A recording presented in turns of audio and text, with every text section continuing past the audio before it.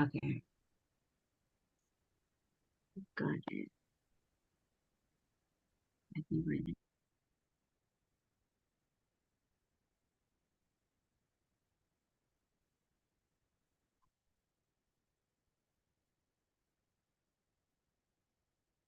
Okay, so we're going to go ahead and get started. It's noon on Friday, January 12th, I think. So I'm going to go ahead and get started. So I'm going to get started. So those of you, we're going to go ahead and get started. It's noon on Okay, this is Friday, not good. January. Okay, so all right, so now we're going to go ahead and get started. It's noon for our first Perisson Real Estate Pulse, January 12th, 2024. And if I don't have a lot of people up on this yet, but hopefully if you're watching on YouTube or else you'll watch it later on YouTube, the information will be helpful to you. So welcome to those of you who are able to join us. I'm going to share my screen and get started. So quick intro into Perisson Real Estate for those of many of you who've attended our seminars before already know, but Perisson comes from the Greek word for abundance and overflow. And our company's vision is to serve our clients, colleagues, and our community so everyone can thrive and experience abundance in their real estate lives. As an kind of an offshoot of this or based on this, we've been doing seminars for quite a while, providing a lot of information for our clients. And now we are actually doing I'm starting this off for 2024, where we do a little bit of information regarding real estate, and on every Friday at noon. I'm hoping to keep it to maybe 20 to 30 minutes. So it's something somebody could log in and watch on your lunch hour. So hopefully that will be useful to you. Introducing Perisson Pulse again, what I'm planning to do is every month do at least a market update for this County of San Mateo, and then do a lender update occasionally. Hold on, I'm gonna my blind, the sun is catching on me. This is live, I know, but let me get the light a little bit better. The sun's in my eyes, sorry. So do a lender update as the market does change, and that does impact the real estate market quite a bit.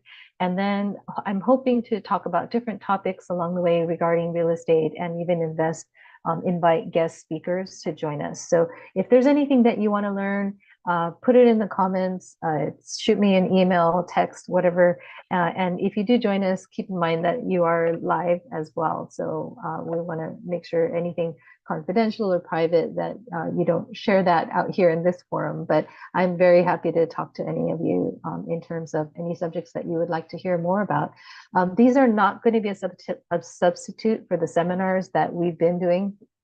I am planning my seminar calendar as well, and I have a bunch of different topics that's going to go more in depth into each topic. This is going to be more kind of a little bites that you can take to understand what's going on in the market as a whole and some of the main issues that are going on. And then some of these topics will actually go, if it might be a forum in which we find, oh, we need to do a full-on seminar for it. So if that's the case, that's fine as well. So hoping to be able to cover, on a weekly basis, what's going on. I might share with, even here, like what's going on with my transactions and different things that I'm learning, because you're always learning and the market is always changing. So to do that, and then maybe from here, if there are topics where we need to go more in depth, then we'll do a seminar for it. As I always do for my seminars, and every month what I'll be doing is a real estate market update. This is for San Mateo County single family homes. I can always do other counties nearby, but I'm here in San Mateo County.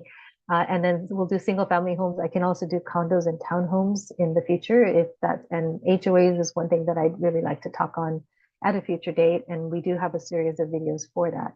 But here we'll be doing single family homes in San Mateo County. So the median sale price, as you can see here, is this goes back to year 2000, and you can see how that lower bar, if you can't see it very well, that's 500,000. So so through the 2000s, we saw it steadily increasing over the first part of 2000s. And then this steep drop, that is the Great Recession. And that's right where I started real estate in 2008. And then from there, it took a little while, it took about 5 or 6 years 4 or 5 years, sorry. And then from about 2012, we saw it going up and down and up and down, but definitely on an increasing trajectory by to where this mark kind of midway through the graph chart here is at 1.5 million. So just backing up a little bit, median sale price has to do with when you take the number of homes, a number at which the number of homes that sell above that price is the same as the number of homes that sell below that price. So when we're at 2020, and I was talking to people and saying, you know, we have a median sale price in our county of 1.5 million, that seemed crazy. From there, it's gone up and down and steadily upward. And then you can see here COVID, because I do define a lot of things by through COVID lately.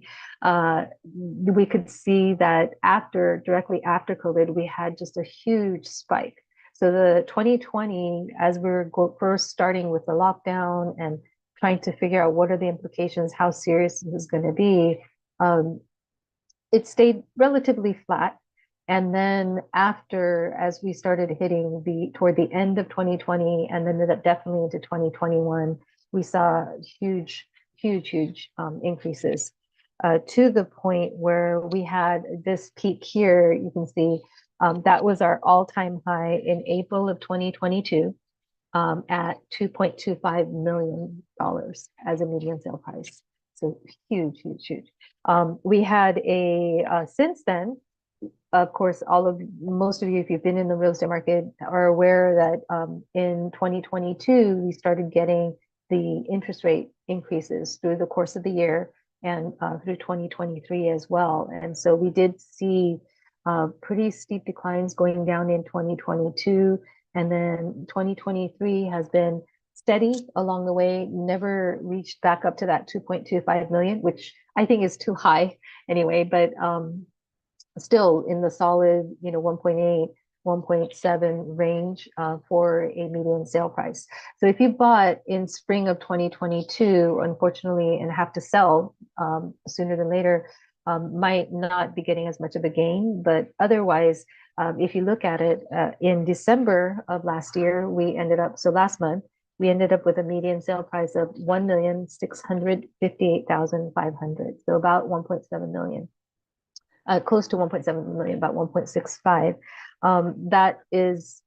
So that's where we ended up at the end of last year.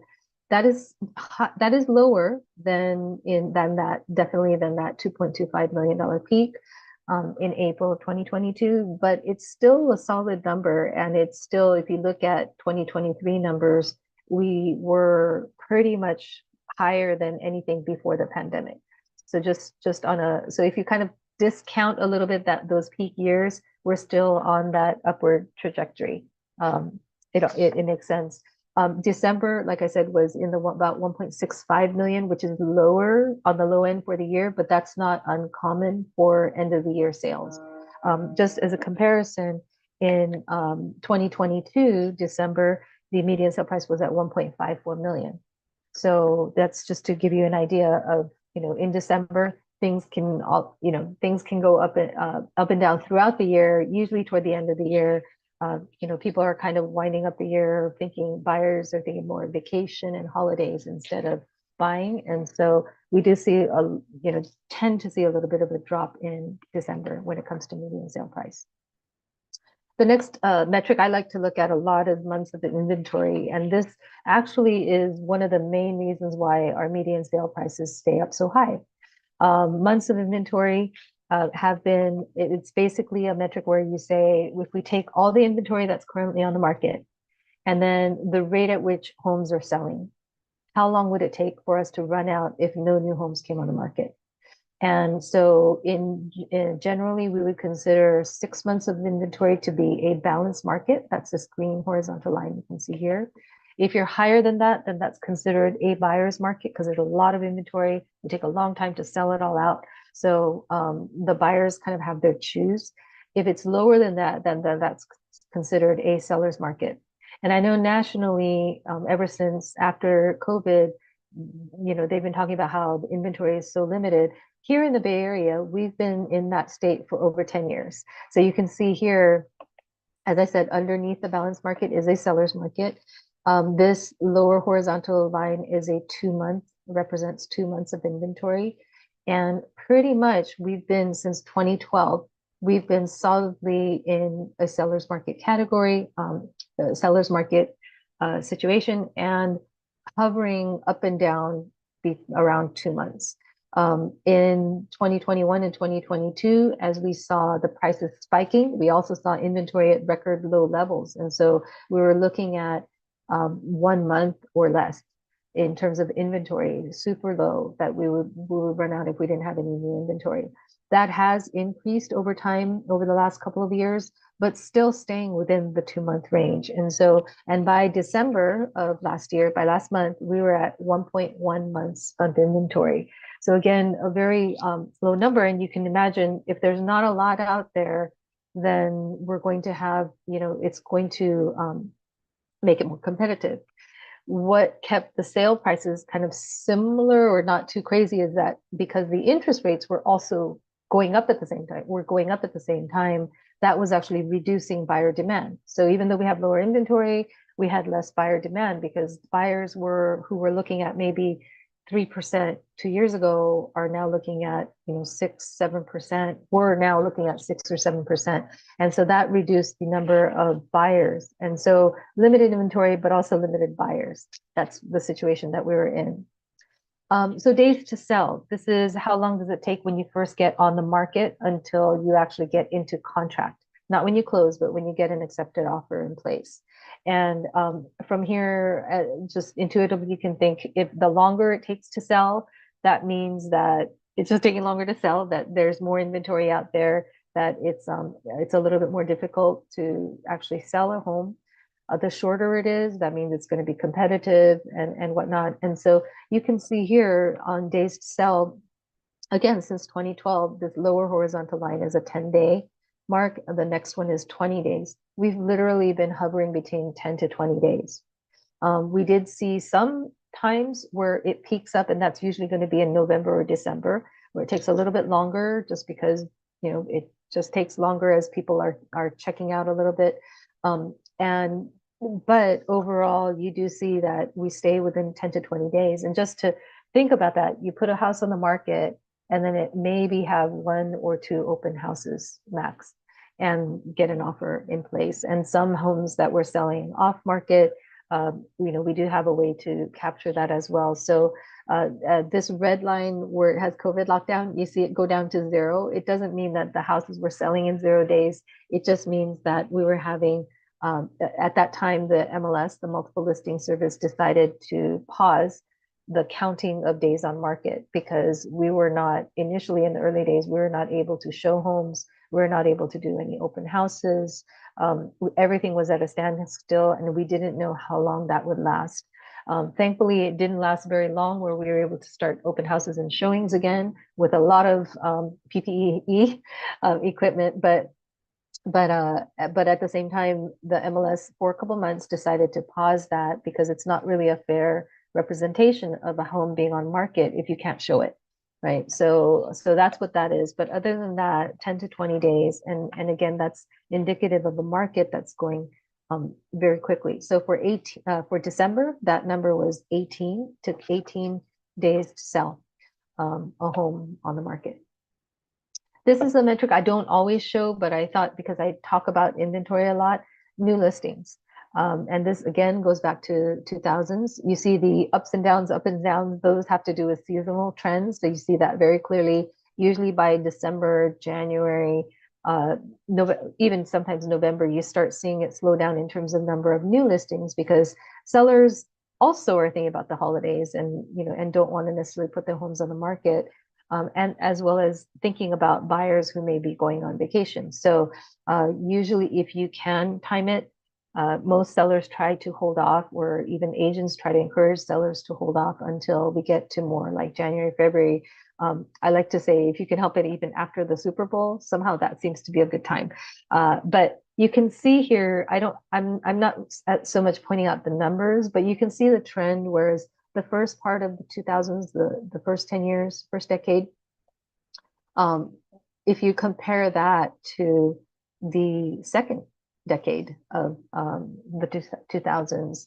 Just generally, you can see that limited inventory even more so there, right? That the trend, just the numbers hovering around this upper mark, 1,000, close to 1,000, earlier on in the year, in the decade, early on in the 2000s, and then now going down to more like the 600s. And then if you look at the last 2 years, I mean, significantly less so. So even though inventory levels seem to be kind of not that much drastically changed, the median sale price has been somewhat steady or plateauing in the last couple of years. You see this inventory is just largely limited, and the new listings, not as many. We have part of that is what we call the lock-in effect, which has to do with sellers who refinanced several years ago at these great 2.5%, 3% rates. And now if they're looking to move, you're looking to lose that rate and possibly go into something more like a 6 or 7, which is, double or even triple for some people, as a new mortgage rate. And so that will disincentivize people from moving if they can help it, because you have that, you have also the prices that have been increasing, you have limited inventory where we want to go, so it can be competitive. So it's kind of locked the sellers in to their homes more so. And really the listings that I had last year all had to do with cases where they had no choice. Unfortunately, people who had passed away, family circumstances where they just didn't have any choice but to sell. It's not because they want to necessarily move up or move down or whatnot. We're hoping that that will change this year. And that leads me to my last metric, which is interest rate. And this is from the Freddie Mac website.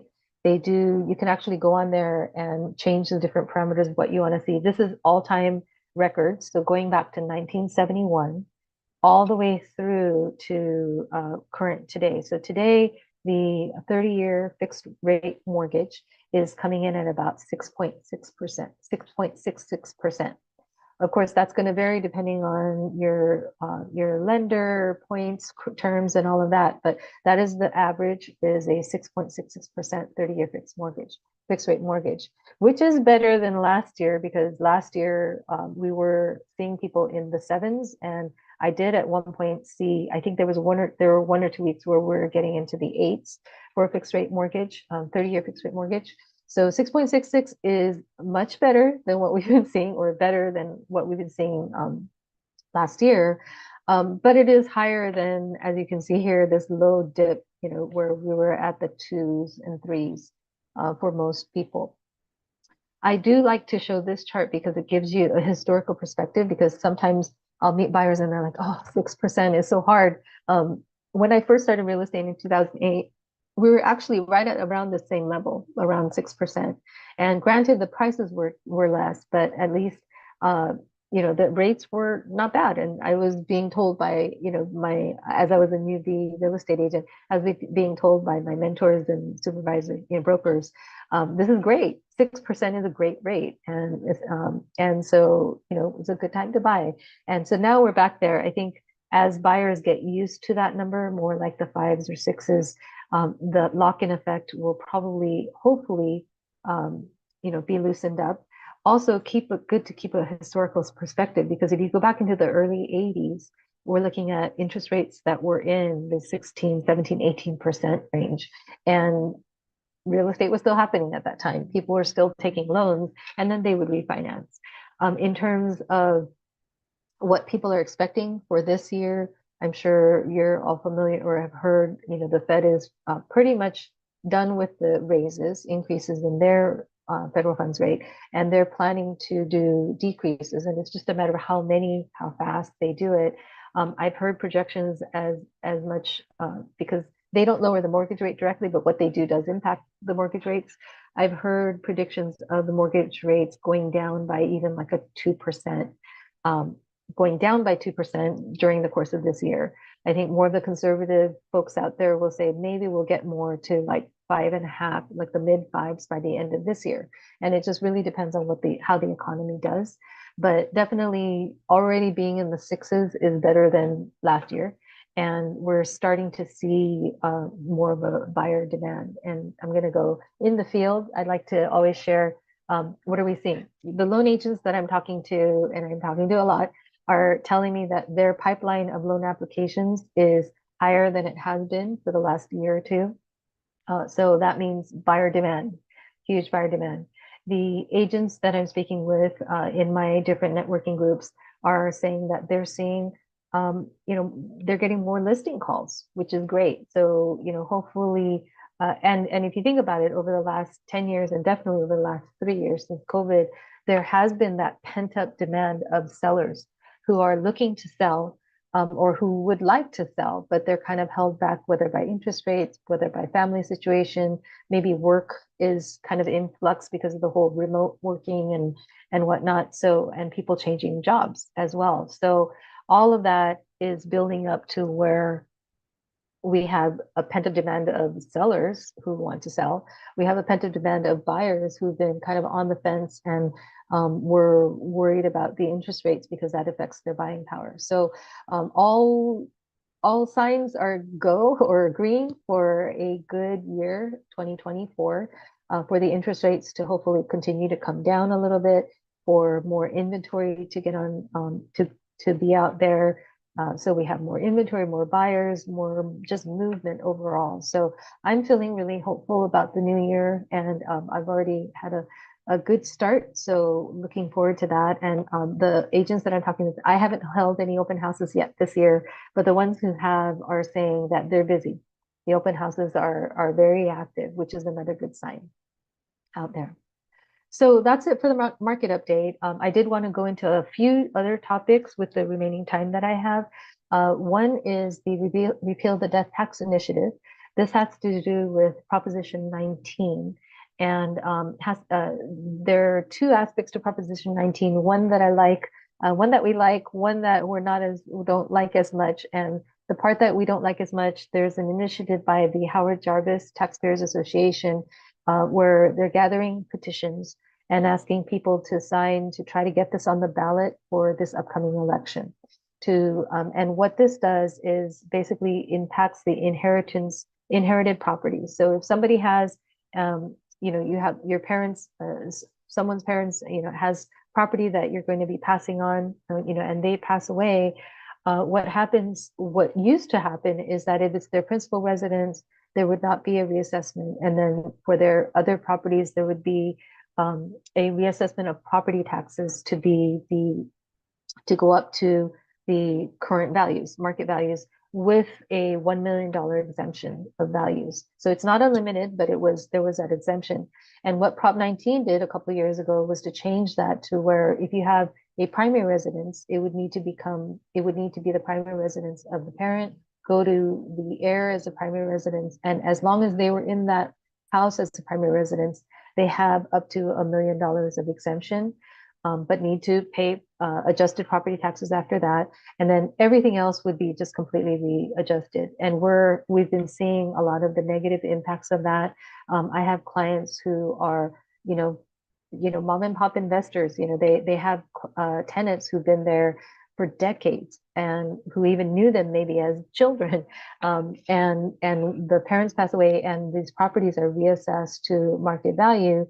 And the unfortunate impact of that is that we have tenants who've been there for a long time paying below market rate rent, and their rent is not enough to cover the property taxes and much less any other expenses for the owner. So now the owners are having to decide, well, do I sell this?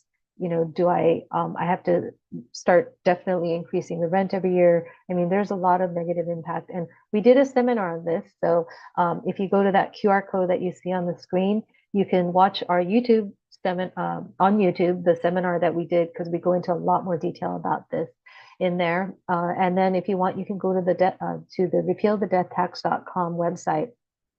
There is a petition available for you to download via PDF. You need to sign it, but signature can't be a DocuSign or electronic signature, and then mail it in to Howard Jarvis Taxpayer Association. As of this morning, I heard that we're up to 25% of what they need to be able to get it on the ballot. But being 25% means that at least the California legislature needs to meet on it and have to decide whether they're going to put it on the ballot or not.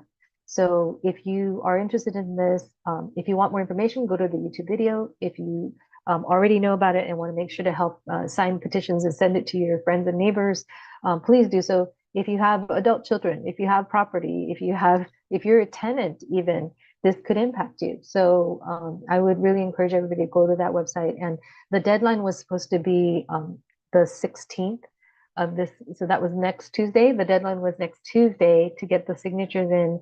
And they're only at 25%. So we need to get many more. If you're interested in it, please go there and sign. If you did sign a petition at the last year, that's different. So you have to sign again. So just keep that in mind.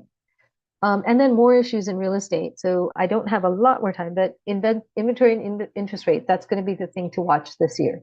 Insurance. Insurance is a huge issue now. Encourage everybody who is, if you're looking to buy and you have a property that you're interested in, get the quotes early, reach out to a loan broker and make sure that you can get insurance on the property. Because depending on where it's at, so if it's in a high fire zone area, which you may be surprised, like most people think, well, Woodside or, other places, there are places in Pacifica, Millbrae, San Bruno, that are also considered to be a high fire hazard zone. That could impact the kind of insurance you get or the price of the insurance you get. There is a California Fair plan where they try to, they can provide, backed by the state, insurance for you. And I'll do another session on insurance, but basically it's been a problem. It's been an issue. And if you're going to write an offer on a property now, we actually have a new form, advisory, regarding insurance that you should look into and make sure you can get it and that you can get an affordable one, because that can mess up your loan as well. So we're seeing issues on that. The other thing I would say is if you already own a home, don't be late on your payments at all, because the insurance companies, some of them have already gotten out of California. I think it's Allstate and State Farm have gotten out of new quotes in California.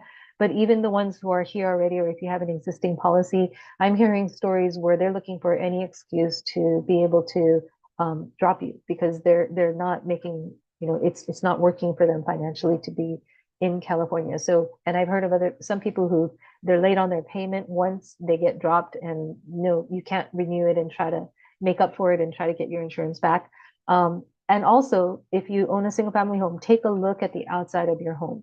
Do a walk around, make sure, you don't have a lot of brush there, fallen trees and things, especially with the winter storms, anything with your roof that looks like it needs to be repaired.